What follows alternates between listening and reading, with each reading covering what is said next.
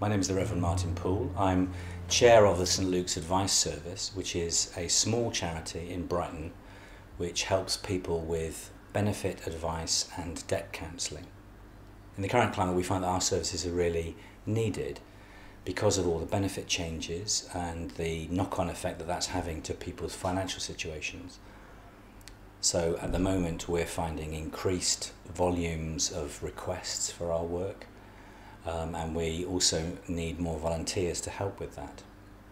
St Luke's Advice Service is a small charity, so we have 6 trustees and we have one member of staff who kind of organises the whole service, and then most of the work is delivered by volunteers. So at the moment we have about 18 volunteers, but that kind of fluctuates, and we've had between kind of 15 and 25 in the past few years. In the past year, our charity has helped approximately 650 people, but we also help quite a few people on the phone, so there will be at least another 600 or so who will have been helped on the phone or referred on to somebody else.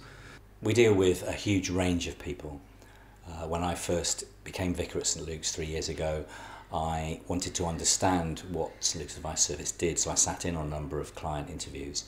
And one of the people I remember from that beginning was a guy who was a taxi driver who had got himself into debt and didn't realise that his wife at the same time was also running up debts, and they didn't want to talk to each other about this because they were both embarrassed. So between them they had run up significant debts for their family, and the worry of it was driving him to drink, which clearly wasn't really helping with his business as a taxi driver.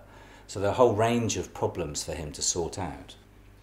So you get involved in that case with housing issues, with benefit, with relationship issues, with addiction problems. So all of those we try to help people with in some way, and our ethos at St Luke's Advice Service is to help the whole person, not to just deal with one problem in a certain amount of hours and then pass them off to somebody else. So we have a strong concern to pastorally care for our clients, which means we'll stay with them until their problem is sorted out.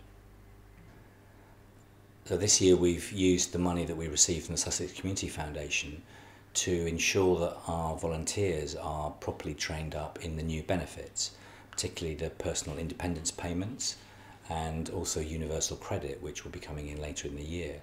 This has involved quite a big change in the way the benefit system works, and it's important that our people are really across how that works so that we can give proper advice to the clients who come to us. St Luke's Advice Service has a new trustee whose particular role is to look at our fundraising, and one of the things she's trying to do is to establish more long-term relationships with people so that we can predict a little more securely the future of our finances. That's why it's fantastic to have a good relationship with the Sussex Community Foundation, and we hope that that'll continue for many years to come.